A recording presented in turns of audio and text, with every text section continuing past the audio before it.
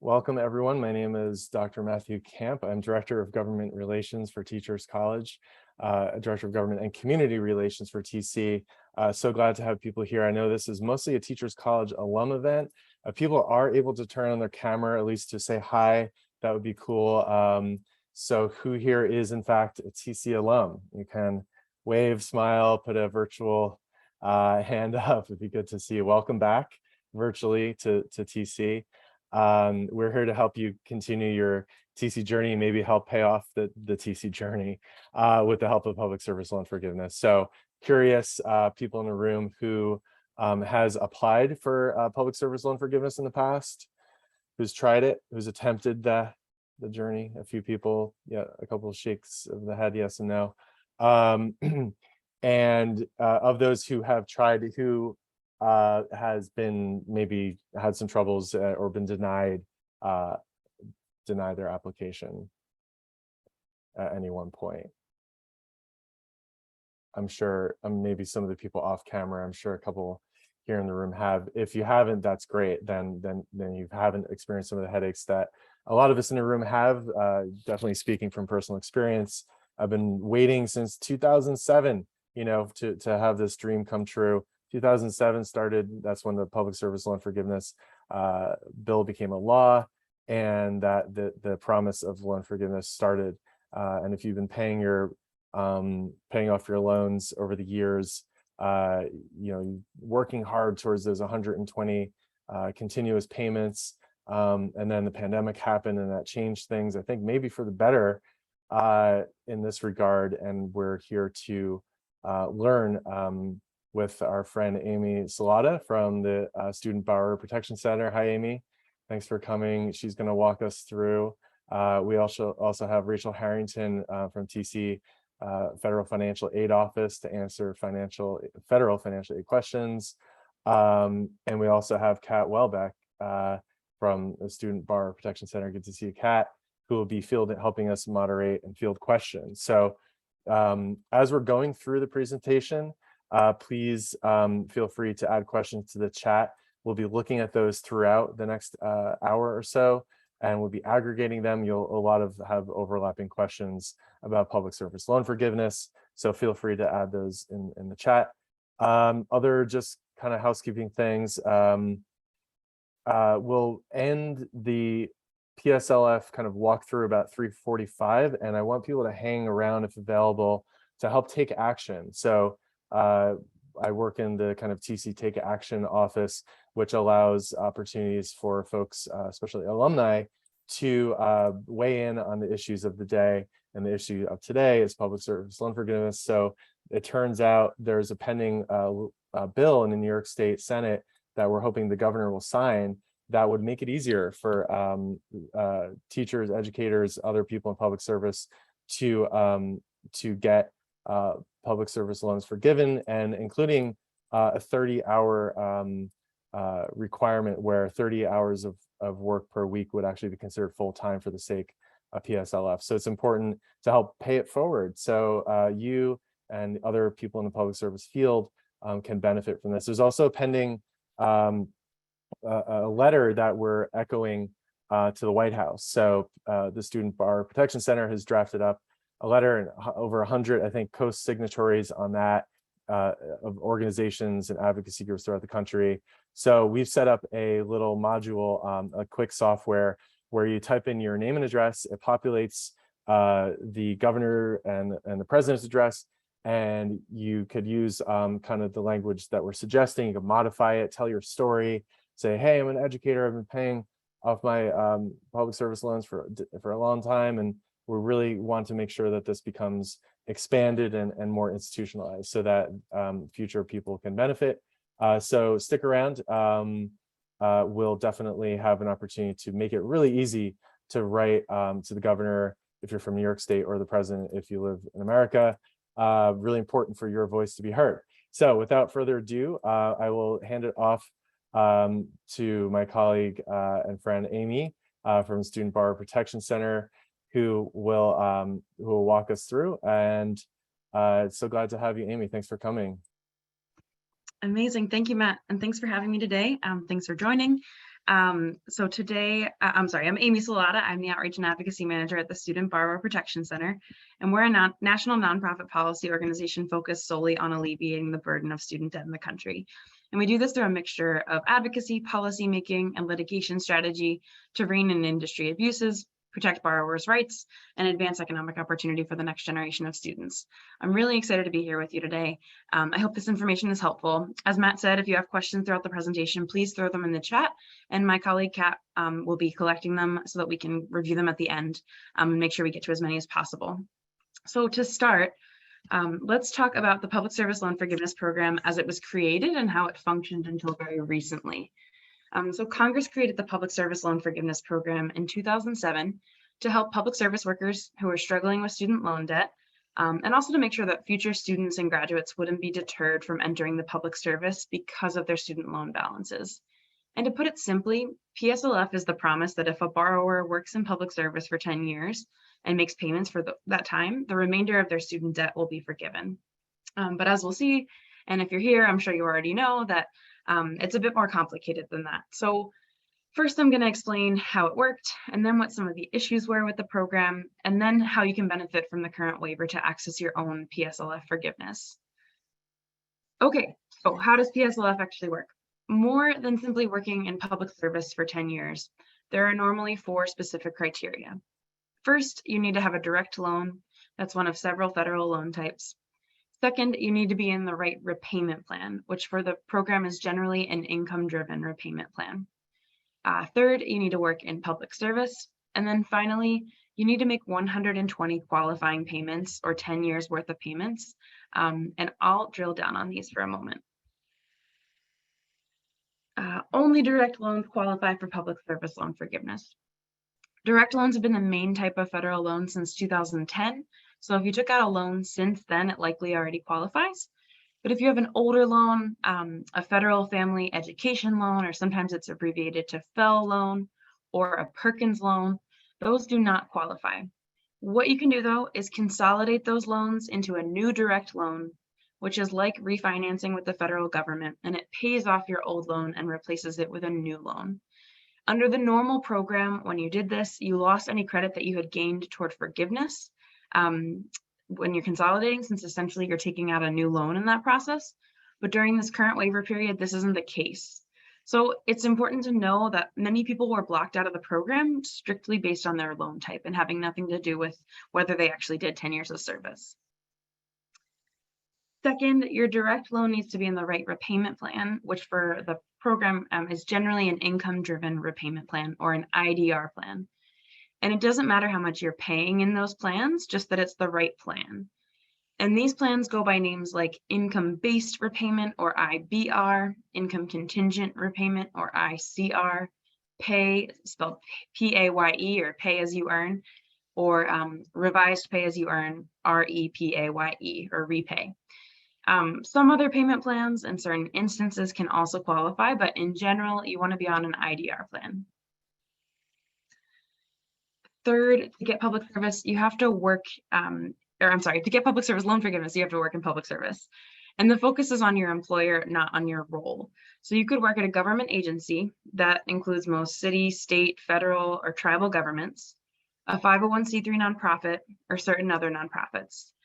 You also have to work full-time, which is defined as 30 hours a week or whatever your employer deems as full-time if it's more than 30 hours.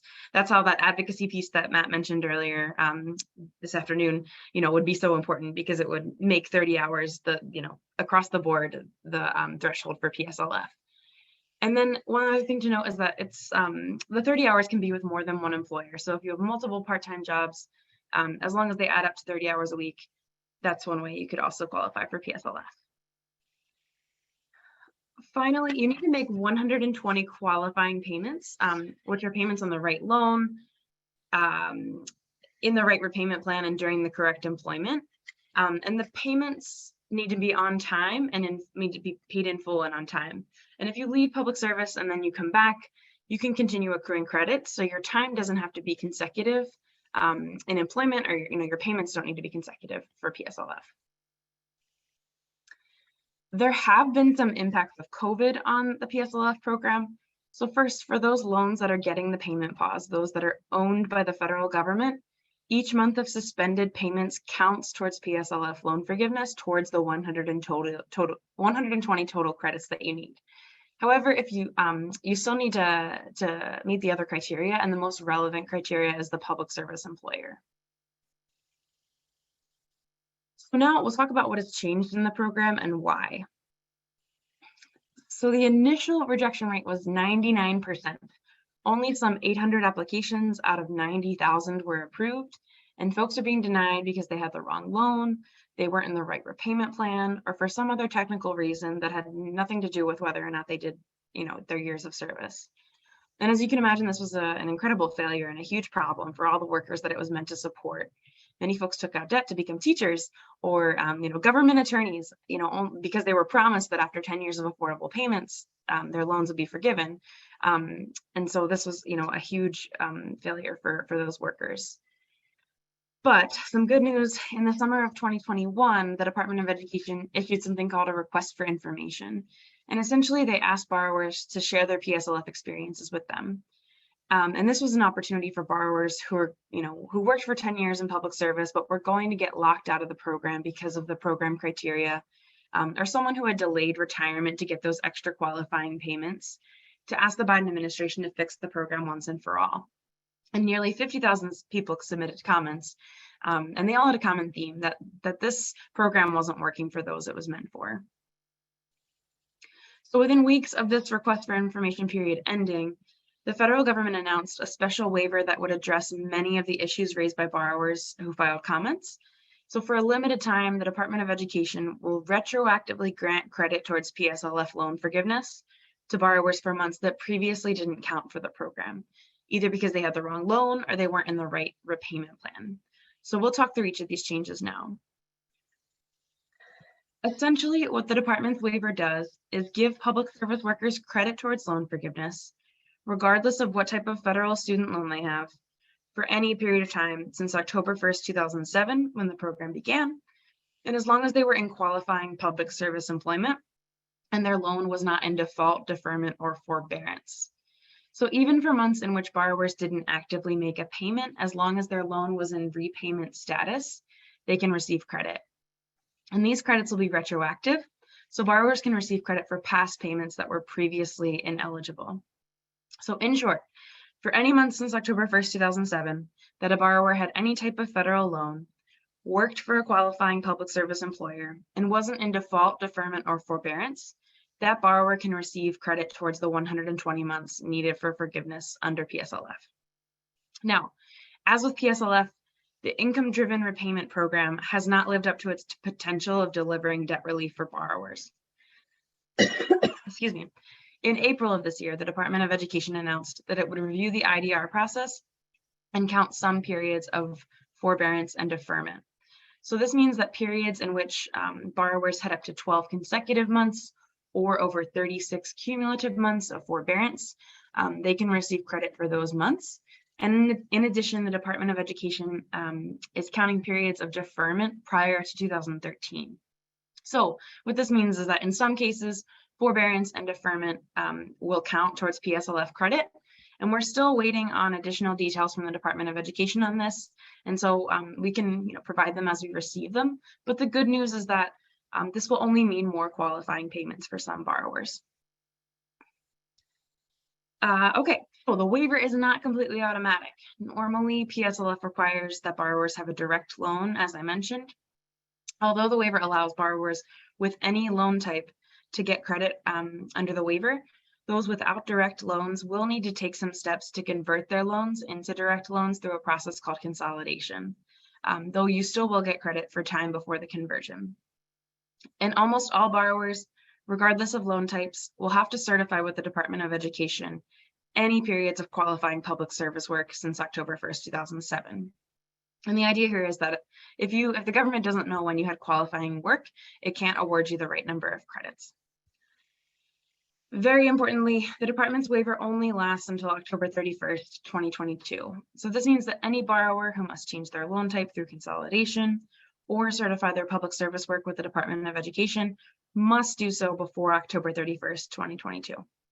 This does not mean that everyone will receive their new credit towards forgiveness by this deadline, just that the paperwork on the borrower's end has to be completed. And credits will be given on a rolling basis. So the department might take more time beyond this deadline to process everyone. But if you receive credits from the waiver, those credits are permanent. And if you don't receive enough to meet the 120 credit requirement by this deadline, you can continue accruing credits past this deadline, adding to those that you received during the waiver. Okay, so with that in mind, there are 3 things that all public service workers with federal student loans should do. Okay, to find out how you can benefit from the waiver and what steps you need to take individually, every borrower should do 3 things. First, confirm your past and present employers are qualifying public service employers. Determine your loan types and consolidate if necessary. And certify your employment with the Department of Education. So let's go through these now. First, confirm you have a qualifying employer. Nothing about this requirement changed during the waiver. Excuse me. You still need to work in public service, except that during the waiver period, you don't still need to be employed at the time that you apply for forgiveness after your 120 payments. Remember that qualifying employers include any government employer, federal, state, local, or tribal. And I suspect we probably have some borrowers that work at school districts, on the call.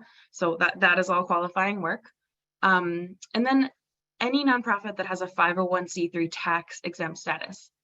Certain other nonprofits also qualify. However, unions and political organizations do not. So any organization that has a tax status of C4 won't qualify, nor will any private employer.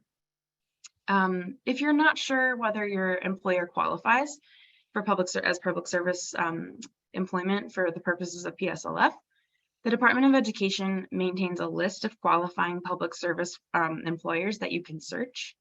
It's important to note, though, that this list isn't necessarily exhaustive. So if your employer doesn't appear when you run the search, but you know that you work for a 501c3 or you know you work for a public school district, you can still proceed with the Pslf process. And you can access this list by using the Pslf help tool, which is available at studentaid.gov. And this is the help tool that we're going to use throughout the majority of this presentation, which is available at studentaid.gov. So you're going to hear those words a lot. But the employer database is the first step in the help tool. So you can quickly access it to check your past and present employer's status. Okay, step 2. What type of federal loans do you have? The 3 major loan types that most folks today have are direct loans, federal family education loans, or FFEL loans, and Perkins loans. For public service workers to get credit, to get loan forgiveness for their FFEL or Perkins loans under the waiver, they will need to consolidate those loans into direct loans. Remember, what's special about the waiver is that normally when you consolidated, you lost any credit you had gained towards forgiveness. But during the waiver, you can keep that past credit and apply it to the new consolidated loan. The final step that all public service workers with federal student loans should do is certify their qualifying employment with the Department of Education. Remember that qualifying employers are any level of government, 501c3 nonprofit employers, and certain other nonprofit employers. The form to do this is called the Pslf form, but it was previously called an Employment Certification Form, or ECF. Borrowers should certify their employment using the Pslf help tool, which is the same tool that you use to check your employers were eligible. And that tool will generate the form for you, which your employer will then have to sign. Okay, so we've just discussed the 3 steps all borrowers should take to make sure that you benefit from the waiver. But now I'm going to walk through this with a step-by-step, some screenshots so that you can see what it looks like when you're actually doing it. And let's start with confirming that your employer is Pslf eligible. So you'll need to log into studentaid.gov again. And if you don't know your login information, there is a way to reset it and gain access. And once you get there, you'll hover over Manage Loans in the top toolbar, click on Public Service Loan Forgiveness in the drop-down menu, and then you'll see the Pslf help tool there, which you should click to launch. Borrowers can look up all of their employers since October of 2007 in the help tool by entering their tax employer identification number, or EIN, and their dates of employment. You can check your employer's EIN by looking at your W-2, by asking your employer, or for some really large employers, you might be able to Google them as well. If your employer appears when you run the search, you can see here that the state of New York pops up. Your employer is a confirmed public service employer, so you could proceed to the next steps of checking your loan types and consolidating your loans if necessary. If your employer doesn't appear, you could still be eligible, as this list isn't exhaustive. It just might mean that no one else from your organization has applied for PSLF in the past. So don't be discouraged by this, especially if you work for a government agency or a 501c3 nonprofit and you know that you're eligible. Some eligible employers will show up as ineligible. Okay, let's look into identifying your student loans. So again, you'll log into studentaid.gov. And when you get there, you'll find that there is a dashboard that you can you can navigate to your loans. You can also download your aid data for a more granular list of what your loans look like. But essentially, when you get there, you'll see a dashboard that looks like this. It'll list all of your loans out. So here you can see that this person already has a direct loan and they've already consolidated. But you can see the previous loans that this person had, like Graduate Plus loans or Perkins loans. And so when you click on these arrows over here on the dashboard, you'll be able to see which ones have outstanding balances. So you can tell if they don't say direct next to them, you'll need to consolidate them. Okay, so let's review how to consolidate your loans. So again, you'll go back to studentaid.gov. You'll click on Manage Loans in the top toolbar, and then click on Consolidate My Loans in the drop-down menu. This is what the consolidation application will look like once you get there. And then from there, it'll guide borrowers on the next steps that they need to take, such as choosing the loans that you need to include in the consolidation, checking the amount and rate of the new loan, choosing a servicer. And so this is what the application will look like once you're doing it. Here is a trick, or not a trick, I'm sorry, here's a tip specific to the waiver. So if you have a mixture of older and newer loans, so some that are closer to that 10 years needed for forgiveness, if you consolidated all of your loans together, the new loan will be awarded as much credit towards forgiveness as your oldest existing loan. So say if you have, older FFEL loans that you took out for maybe your undergraduate education, but then you also have newer direct loans. If you consolidate all of those loans together, the new loan will have as much credit as your oldest existing loan. So that's really helpful for folks who have older and newer loans. And this is a great tip for the waiver specifically. Okay, and then you'll make sure that the terms and conditions are okay. You'll choose your servicer, you'll be able to tell like the interest rate and those things, and then you'll sign for the loan. Okay, finally, let's review how to certify your employment. So just like confirming that your employers are eligible, you'll need to log into studentaid.gov again. You'll hover over Manage Loans located in the top toolbar, and then you'll click on Public Service Loan Forgiveness in the drop-down menu. So we're going back to the PSLF help tool here. You'll remember this step from earlier. This might look familiar. It was the first step. So you'll add your employers here using the dates of employment and your EINs. And then the help tool will guide borrowers through next steps, which includes identifying which loans they want to include in PSLF loan forgiveness. And once you complete each of the tool steps, it will generate a form for you that you can use to certify your employment. Again, this form is called the PSLF form, but it was previously called an employer certification form, an employment certification form, or ECF. And this is the form that you must submit in order to get credit under the waiver. So once you have this PSLF form, you'll need any employer that you are claiming as a public service employer to sign the form. And once the form is signed, you must submit it to the designated federal student loan servicer for processing to make sure that you get the maximum benefit that you qualify for. Everyone must submit a new form that reflects all of their qualifying public service work by the October 31st deadline in order to benefit from the waiver. And if you worked for a nonprofit that is now closed, or if your employer is refusing to sign the form, there is a box to check on the first page of the form that this is the case. So if these are issues that people are experiencing, there are ways around them. And we recommend that if you are going to check that box, that you also submit a W-2 from that time period so that they can verify that you did work there during that time. And to send the forms, you are able to fax or mail them in. The address and the fax number will be on the form once you print it out.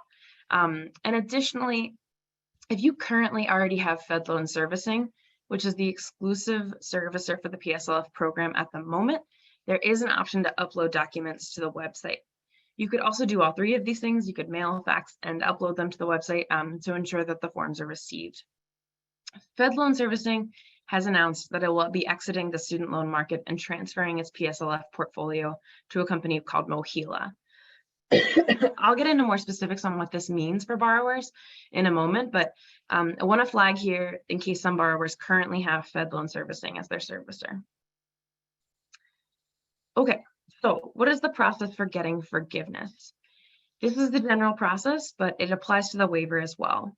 As I mentioned, FIA, operating as Fed Loan Servicing, is currently the exclusive servicer for public service loan forgiveness. However, all PSLF accounts are being transferred to Mohila, probably as we speak. This is happening. So just want to flag that for folks. So borrowers seeking PSLF right now need to send their PSLF forms to Mohila, which will essentially do a preliminary review of loan eligibility. So they're first going to check your loan to make sure it's a direct loan. Then if you have a qualifying loan, the loan will be transferred to Mohila for servicing, at which point it will run through the other criteria, such as, employment and how many qualifying payments you have. Unfortunately, there have been a lot of problems with people finding out too late in the game that they thought they qualified, but something had gone wrong. So for this reason, we recommend that you submit a PSLF form as soon as you're interested in PSLF, then do it each year until you qualify, and then also do it anytime that you switch public service employers. You don't have to do this. You could document everything after 10 years, but this is a great way of catching any mistakes that might arise and dealing with them as they come. And then, the Department of Education has stated that they are continuing to review PSLF cases on a rolling basis. So there's no exact timeline for when you might receive notice from them. And then just another note on Fed Loan. So if you already have Fed Loan as your servicer, your account will be transferred to Mohila soon. The companies will handle the transfer itself. However, it's best practice to keep your own copies of all of your records because sometimes things can get lost from one company to another. So if this transfer is going to affect you, we'd recommend keeping and downloading all of your account records as well. Okay. So now we'll just briefly run through some common issues that borrowers have faced related to the waiver and how to address them, and then we'll get to your questions. Excuse me. So when you submit your PSLF form, it's important to make sure that the form is easy to read.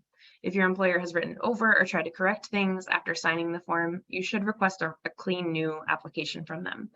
Often, if anything is crossed out or written over, like in this picture, the form will automatically be rejected, or the time that you spent working for this employer will not be counted with your other applications. So requesting that they complete a new form could save you a lot of time in this process. When borrowers complete the PSLF help tool, the form suggests that a borrower must take their loans out of administrative forbearance under the payment pause, stating the following under the subheading, get out of deferment or forbearance. This can be a bit confusing. Because student loans were placed into administrative forbearance under the payment pause and pause payments continue to count for PSLF eligibility, borrowers do not need to stop postponing payments in order to make qualifying payments. Although the form goes on to state that a borrower doesn't need to remove their loans from the payment pause, we understand how this language can be confusing. If you choose to use the PSLF help tool to complete your PSLF application, many borrowers are unsure how to proceed when they get to the question on this slide. If you think that you've already made 120 qualifying payments, the PSLF help tool might not let you choose that option, and this is okay. Just choose no, I haven't made 120 qualifying payments and move on. Don't let this question trip you up. Regardless of what you choose here, the Department of Education is still going to review your application in full. Don't let this question hold you up from taking the necessary steps. Okay, finally, from what we have seen, notices with inaccurate PSLF payment counts have been one of the biggest sources of confusion for the PSLF help tool. If you're consolidating an older FFEL loan in order to take advantage of the PSLF waiver, You will receive a letter from FedLoan Servicing after the consolidation is complete, stating that you have one qualifying PSLF payment. Don't worry when you receive this letter. Here's what is actually happening. This is an auto-generated letter that is hard-coded to review under the normal PSLF requirements that we reviewed at the very beginning of this presentation. So when you consolidate your loans, you'll be asked whether you're doing so to take advantage for the purposes of PSLF. Since you are consolidating for the purposes of PSLF, you'll say yes, and after your consolidation is complete, FedLoan will then notify the Department of Education, who will review your account to determine how many qualifying payments you have under the waiver, and then you'll receive a second letter from FedLoan or from MOHELA, likely at this point, which will tell you how many qualifying payments you have towards the waiver. And as I mentioned before, this process can take a few weeks to a few months to complete, and the department does these in batches, so there's no exact timeline for when you might receive notification that your application was accepted or approved. Okay, so I realize that's a lot of information on a Tuesday afternoon, so let's go over some important takeaways and then we can get to your questions. All right, so remember that credit will be given for months during which any loan type was in repayment status, even if you didn't make a payment that month. In addition, because of the income-driven repayment account adjustment that was announced in April, some periods of forbearance and deferment will also count towards PSLF credit. The deadline to apply is October 31st of this year to consolidate and submit your PSLF forms. And then follow the steps of this presentation in this order. So first, confirm that your employers, both past and present, are eligible for PSLF. Then confirm your loan types at studentaid.gov. And if you don't have direct loans, consolidate those loans into direct loans. Finally, submit PSLF forms for any qualifying employer that you are seeking credit for since that date of October 1st, 2007, when the program began. And then finally, if you have any issues, file a complaint. We have a list of state ombudspersons that we keep on our website that you can complain to if one exists in your state. And then we also have, there's the Federal Student Aid Ombudsperson, which we can share that information as well, or the Consumer Financial Protection Bureau. So there are a number of avenues to complain if you do experience issues with this process. So we'd recommend that. Okay, so now I think we have time for your questions. Thank you for your attention. And yes. Thank you so much for that. I'm going to just add in the chat the opportunity to take action.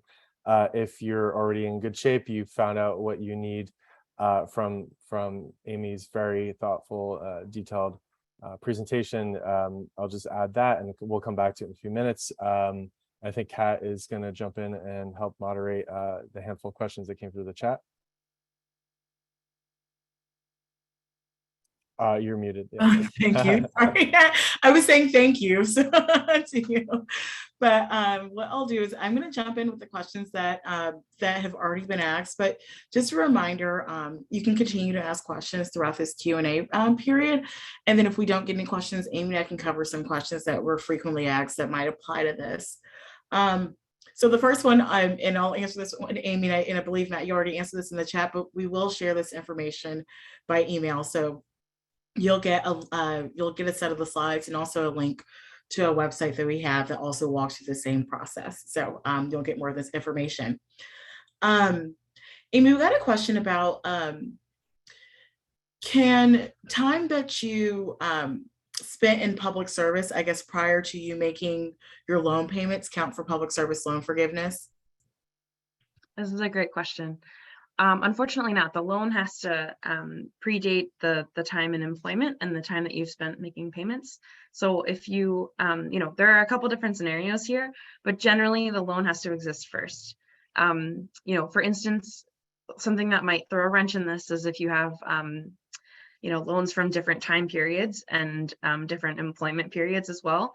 Like I mentioned on the call, if you have older loans and newer loans, and if you consolidated them together, it would gain the credit that was on your oldest existing loan. And so that might gain you some extra employment credits there. But yeah, the loan has to exist first. Thanks, Amy. And then during the presentation, you mentioned some of the reasons why a loan could be denied. You listed, for example, people in the wrong repayment plan, people of the wrong type of loans. And then also, but can you go into a little bit more detail about like, you know, the 120 payment requirement, and then also qualified employment and some other reasons why people might have been denied? And I'm also happy to jump in too, to offer some more reasons as well. Sure. So yeah, you have to make 120 qualifying payments on the loan.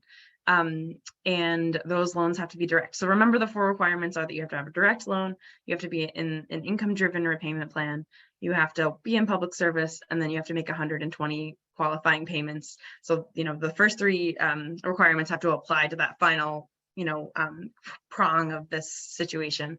And so many people were denied because they didn't have a direct loan, and they weren't told that they needed a direct loan. So when they went to consolidate, you know, they lost any credit that they had gained towards forgiveness and were denied at that point. Or, you know, they were in the wrong repayment plan. They didn't know that they had to be in an income-driven repayment plan and were in a different repayment plan. So when they, you know, went to apply, they got denied for that reason. Was there a second part to your question that would be helpful to answer? Well, that was great, Amy. I think you covered like the really big basics. Sometimes people are like, what are the reasons beyond that? A lot of it, like Amy said, were little administrative issues that were deeply tied to what type of loan did you have? And again, you know, also what repayment plan you're in. Another note too, also Amy mentioned in the last bit right before the takeaways, there were also really small administrative things like how your signature was signed. So you physically need a wet signature. It cannot be a digital signature. It cannot be that really cool cursive signature that looks like a signature. It has to be physically signed and uploaded. So again, things that feel very minor, very insignificant actually kept people off track. So just being mindful of things like that. And then like Amy said, a really big part, sometimes people weren't told in time. And I just want to add this for emphasis. Amy just said this, but just adding it for emphasis. A lot of people had to make the choice. Do I consolidate? So when people found out, people who didn't have direct loans, so particularly people who had FFEL loans or Perkins loans, when they found out, they either had to say, I lose all of my past repayment history. And so I start over at 0. So I have to start again at 0 for public service loan forgiveness. So a lot of people didn't necessarily want to consolidate because, you know, you have a new rate, you have to start over. It starts over their access to getting loan forgiveness through income-driven repayment. But under this waiver, you get all of your credit pre-consolidation. So if you do this before October 31st and you have these older FFEL loans, you have these older Perkins loans, you can get much closer to your 120 payments versus having to start over, literally just by doing this by October 1st, because November 1st, you start over. But at least by October 31st, you get all of that previous payment history. So just wanted to flag that. But again, really great. Super helpful. Thanks. No, thank you, Amy. And then, so someone's asking, what if you have multiple qualifying employers? So your current employer, but past employers, do you have to get all of them to sign? Do you need to like make sure you get all of that in before October 31st? Yeah, this is a great question. Yes. So you want to get every employer that you've had that you think is a qualifying employer to sign your forms by October 31st and send them in. So, you know, any employment that you've had since October 1st, 2007, when the program began, you'll need them to sign the forms. Again, if you're having trouble getting a signature, or if the organization has closed down, you can check the box on the first page of the form that you know, this is the case that you're having trouble getting these forms signed, and then submit a W-2 that accompanies your PSLF forms. But yes, you'll need every employer that you're claiming as a qualifying employer to sign your PSLF forms before you send them in. Thanks, Amy. And then where can people find the PSLF form, or where can they fill out the PSLF form? Yeah, so this form is available at studentaid.gov. So studentaid.gov is going to be your clearinghouse for any information coming from the Department of Education, but this is also where the PSLF help tool lives, which you can use to submit your application for PSLF. And then remember, you'll need to sign in. So if you don't have your login information, you can reset it to gain access. And then Amy, again, I know you went through the process of talking about people who have older loans, and people who have FFEL loans or Perkins loans that go way back. So they said, you know, I've already made more than 120 qualifying payments. Can you talk about, one, how to make sure those loans qualify for this waiver? And then can you also talk about, 2, what periods of employment count for those loans? And I'm also happy to jump in there because I have a few more details from the question. So just let me know. Sure. So if you, so remember that only direct loans qualify for public service loan forgiveness. If you have any other type of loan, like a FEL loan or a Perkins loan, some of these older loans that existed before 2010, you'll need to consolidate them in order to access PSLF, in order for those loans to receive PSLF. And remember that if you consolidate them together, they'll all be on the same timeline, and the timeline is set by your oldest existing loan. I forget the second piece of your question, Kat, I'm sorry. Oh, no, no problem. What periods of employment apply? So we've actually gotten multiple questions about this. So people have loans that, for example, predate the dates of the program. So they predate 2007. But can you talk about what periods of service actually count for qualifying employment? Sure. So the date to remember is October 1st, 2007. So if you've had qualifying employment since that date when the program began, that's the time so from any time since October 1st, 2007 until today that you've had qualifying employment, you can submit employment certification forms or PSLF forms for that time in order to get credit for that time. And just to add to what Amy is saying, is one way to think about it is you have to make 120 payments while you also have qualifying employment. Those things don't change about this program. So qualifying employment can only exist, like Amy just said, after October 1st, 2007. So yes, your loan might be older. And again, if you make more than 120 payments while employed in that service after 2007, that older loan can be forgiven, but only service after 2007 counts because that is when qualifying service started. And so thank you for that, Amy. And then do you mind talking a little bit about loans that might be in extended repayment plans and accessing PSLF? Sure. I don't believe that extended repayment plans qualify for PSLF. So unfortunately, so if you need to have in most cases, an income-driven repayment plan will be the best option in order to receive the benefits of PSLF. So the extended repayment plan wouldn't count towards PSLF. So we'd recommend choosing an IDR plan when you're consolidating, or if you know that you're already not in an IDR plan, you should seek that out because the regular program requirements are going to be the ones that go into effect on November 1st. So if you don't have enough credits to meet that 120 credit requirement by the end of the waiver, then we'd recommend getting into an IDR plan before the waiver ends. Okay, thanks, Amy. And then also, oh, sorry, Amy, that one other thing, another question. So we talked a bit about consolidation. And again, if you have a FEL or Perkins loan, in order to be able to access PSLF, you have to consolidate your loans. But do you mind talking about some of the other things that changed during consolidation? So we have people have questions about my rate might change, but can you talk about some of the different like benefits or the cost benefit that people can weigh with consolidating? Yeah, absolutely. So some things might change when you consolidate, including your interest rate and including your monthly payment. So those are the two things to look out for. There is a repayment estimator tool that you can check when you're consolidating. So it'll lay out, under each plan what your monthly payment would be, what your interest rates would be. So your interest rates will definitely, can change when you consolidate, as can your monthly payments. But the benefits are that, you can't, if you have an older loan like a FEL or a Perkins loan, you can't access PSLF with those loans. So you'll need to consolidate if you want to access public service loan forgiveness in order to access it. So there are things to consider, but certainly like this is a waiver that is really exciting, and it was meant to rectify a lot of the issues that had existed in the program previously. And so there are many benefits to consolidating, particularly right now under the waiver period. Thanks, Amy. And those are the only questions we've gotten for now. So again, if people have questions, you can continue to drop them in the chat. But what I'll do is I'll go through some of the questions that we get pretty frequently, and then we'll go through those as well. Amy, is debt cancellation via PSLF taxable? It is not. Nope. So you don't have to pay taxes on it if you get your loans forgiven under PSLF. Awesome. And then also for can you talk a little bit about, like, again, qualified employment? So what counts as full-time? So say people have multiple multiple qualifying employers that are part-time, can those count as qualified employment? Yeah, so if you have multiple part-time jobs, as long as your weekly hours add up to 30 hours a week, you can, you can get, achieve PSLF through those, through that employment. However, it just means that you'll have to submit 2 PSLF forms. So if you have 2 part-time jobs that add up to 30 hours a week, then you have to submit 2 PSLF forms for those for each of those employers, one for each of those employers in order to get that time to count. Thanks so much, Amy. I think, I'm sorry, Matt, we went like a little bit over, but we wanted to pass it back to you.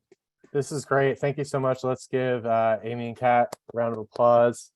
Thank you so much. Very thorough, very detailed. We'll be on the line for a few more minutes. So maybe we could address a couple more questions via chat. Again, this will be recorded. There's another recording we did just a couple weeks ago, August 2nd, with Amy and Kat, and other questions came up then that might be helpful for you or people you know. I want to share screen for a moment just to show you what this link looks like. Walk you through just for a minute the take action component. Pretty exciting opportunity to see, share screen to there we go, to get involved. So this is the module we have through a software called Voter Voice. It allows us to easily take action. So here, let's say at the national level, this applies to everyone probably in the room here, and we're asking or suggesting people call on the White House to extend and expand PSLF waiver and the income-driven repayment account adjustment so that more borrowers can benefit from the 2 programs. So thanks to the heavy lifting done by Student Borrower Protection Center, we are looking at their language that 130 groups have sent to the White House already. And this form kind of populates that message for you.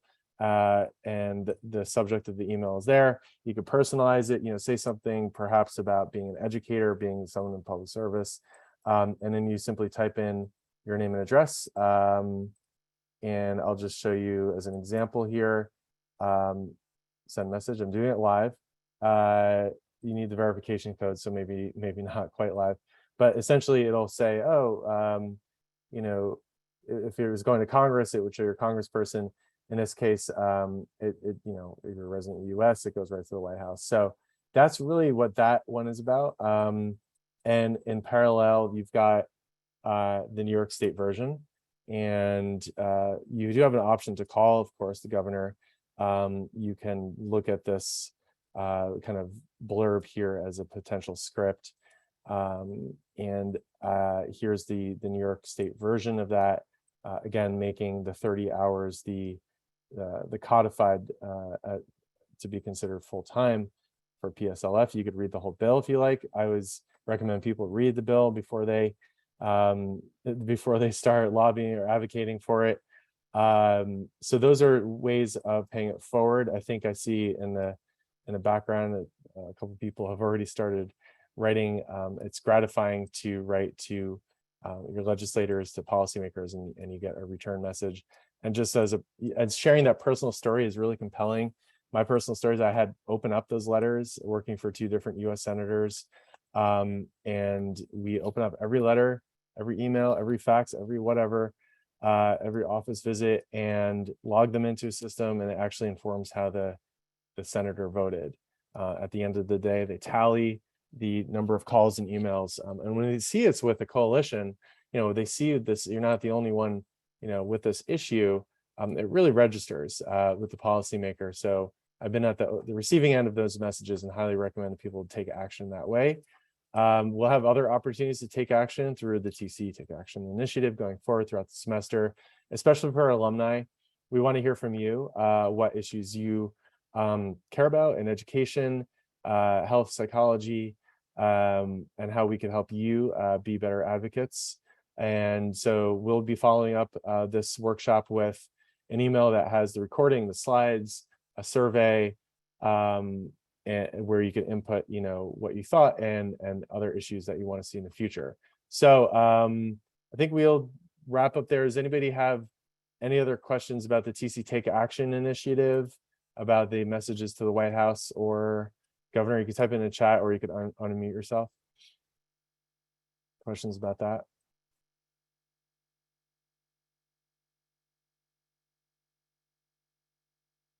I think we do have another question in the chat regarding PSLF. So I don't know, Kat and Amy, do you want to field that?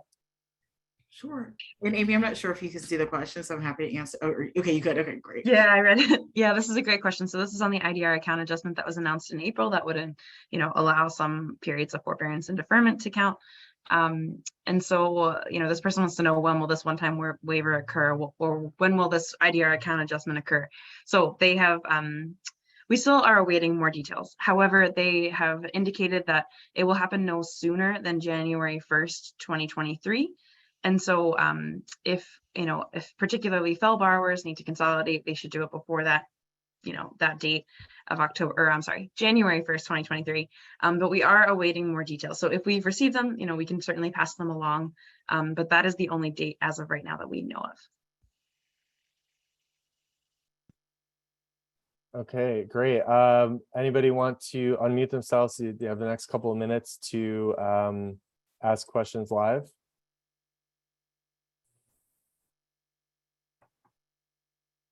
Yeah, hi, this is Moulay Akil. I have a question. I took a loan in 2012 for teacher college for my PhD, and I finished in 2019, that's when the pandemic started. So that's the time usually when I got my PhD in 2019. I'm supposed to be repaying, but because of the pandemic, I was not able to. So most likely I have no qualifying payments, which is required, like 120 payments. I do not have that, but does I have 12 years of public service. Does that count by itself without the payment? Do I get credit for that or not? This is a great question. And this is something that comes up a lot because a lot of people graduated in the middle of the pandemic, right?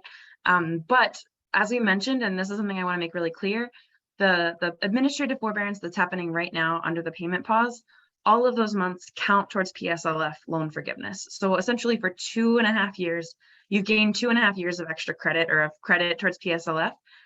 If you've been working for a public service institution for those past 2.5 years. So all those months of suspended payments count towards PSLF. Unfortunately, if you have service that predated the loan that you're talking about, those 12 years of service wouldn't count towards PSLF unless you had an older loan that you could consolidate with to reset the timeline. But just want to be clear that you do have 2.5 years of credit there if you were working for a public service institution for that time. Yeah, but I started working in 2009. So I have 12 years of qualifying public service. Do I get credit for that by itself with the 2.5 years, the forbearance? Can it be add up, or that disqualify me from the program because of that I'm not able to make the 120 payments previously, So also one small little question: 2.5 years of forbearance, will that? Do you know how many payments will that be? Do you have an idea how that's computed, or where do I get help about finding out how many payments is that? I think it would be around 30 payments or so. That's 2.5 years, because it's like, if you're doing like 12 payments a year or your monthly payments, it would be about 30 payments. That's good. Yeah, but yeah, the loan needs to predate the time in employment. Kat, I'm not sure if you have another way of saying this that might be clearer to people. So I started in 2012, so the program was already in place. You said 2007 and after. So my loan was, I took it like in 2012. So the way it works is, so the idea is public service loan forgiveness. The idea is to forgive your debt after you took for public service after you took out your loan. So the idea is the federal government wants to reward you for working in public service after taking on debt. So they will not cancel debt that, like, for service that predates the loan, because all of the employment, so the employment is tied to the loan. So if you took out your loan in 2012, Right. all employment post 2012 will count towards your 120 qualifying payments. But if you worked in public service in 2007 or 2008, well, they're going to say, but you didn't have a loan yet. The only way that makes a difference is if you have both older loans and new loans. So for example, a lot of people will have both debt from undergrad and graduate school. So as an example, so say you went to undergrad and you graduated in 2010 and you have student debt from 2010. You worked for 5 years after 2010. So you have 5 years of qualifying employment between 2010 and 2015. Say you went back to school in 2015 for a year to get a master's. So you have 5 years from before, and now you have the debt from your master's in 2015. If you can continue to work 5 years after that master's through 2021, because of this waiver, you can consolidate that loan from 2010 and the loan from 2015 and get credit for all of the public service. But if you don't have that old debt from another loan, the Department of Education will say, well, you didn't have employment that tied to that debt. I know it can be a little bit tricky, but the important part is having both employment and the debt, but the employment has to come after the debt unless you have previous debt. So thank you so much for clarifying that, Kat, and for that audience question. We do have a couple more questions, but I want to be mindful of time. What's the best way where people could continue to dig into this, find resources? Amy, Kat, any way of reaching out or finding slide decks and things like that? So I'm going to drop our link to Forgive My Student Debt, which should answer a lot of these questions that Amy went through and that we've answered today. And I just want to answer this one question in the chat because I want to make sure that people do this waiver. So I'm not sure exactly what this question is asking. So when it's saying, so you cannot apply for the one-time a waiver, do you have to wait for it? Really important. If you have public service and you have debt, even if you do not meet the 10 years. So again, a really great question that was just asked about your debt since 2012.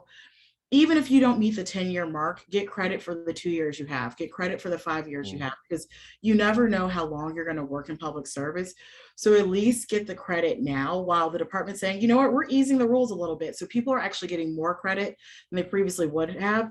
So again, everyone loves to get to 120. I know many of us are counting down the days that we get until we get to 120, but don't let not having 120 qualifying payments or 10 years stop you from applying for this waiver. So everyone before October 31st at least needs to submit a PSLF form. Do that. So at least get credit for every single qualifying employment you've had since 2007 when you've had student loan debt.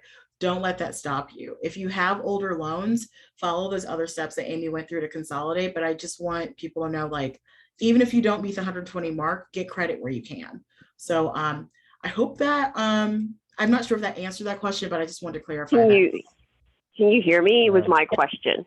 Uh-huh. I was just wondering, it seems as if it's not something you apply for, that the government is going to make an automatic adjustment. No, for the IDR? The IDR is automatic only if you have direct loans. So if you have FEL loans or Perkins loans, again, a really easy trick is if you have loans that predate 2010, they are likely not direct loans. So you likely have FEL loan or Perkins loans. If you have those kind of loans, you're going to have to consolidate them into a direct loan through the process that Amy walked through on studentaid.gov. That part is automatic, but for PSLF, you still have to take the steps of putting in your PSLF form, or if you need to consolidating. So right. So I actually have consolidated direct loans. I actually have a direct loan. So do I just wait for the automatic adjustment? I don't have to do anything. So a quick note. So you don't have to do anything for the IDR adjustment, but I just want to be clear about these two separate programs because IDR is a 20-year, 25-year forgiveness program. So like you don't have to do anything for that. And it's just like 20 or 25 years in repayment, depending on your plan, it's canceled. But PSLF is 10 years. And because most people here, even if you're not fully at 10 years, have at some point worked in public service or will. And so if you can get credit for PSLF, it's just a faster timeline to Mm. forgiveness, because you might be, even if you're not at 10 years, you might accrue your 10 years to cancellation for PSLF faster than you would get to an IDR cancellation. So yes, you don't have to do anything for the IDR account adjustment, but I just want to make sure so no one's confused and says, oh, I don't have to submit anything, I'm fine. Everyone here that's worked in public service should submit a PSLF form. Just because you have worked in public service before, it's a time limited waiver, you can get more credit. If Got it. So like, that's the reason why I want to be really, really clear about that, because there are steps that most people need to make, but that is just kind of like an added bonus if you've been paying for more than 20 years. Or you're And very, one last We have to question. we have to close up shop. I'm so sorry. Thank you Okay. all so much for this. Your questions, Amy and Kat. It's really wonderful to you devoted your second hour of time to Teachers College Community. Please, everyone, check out, because there really are tons and tons of detailed questions to look into. ForgiveMyStudentDebt.org for more resources, and tc.edu/advocacy for ways of getting involved, taking action. You can just click the Get Involved tab for that. So thank you so much, Amy and Kat. Great to see you again. And we'll follow up with everyone with this recording. So have a great day. Thank you. Bye-bye. Thank you very much.